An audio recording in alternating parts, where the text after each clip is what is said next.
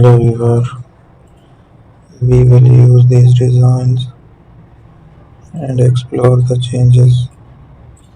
Let's make it a design. Use another structure there.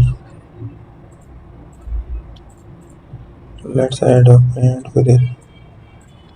I will use the different option. So there we are.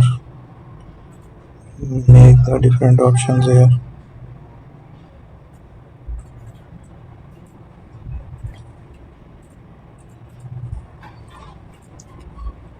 So there we will make the changes.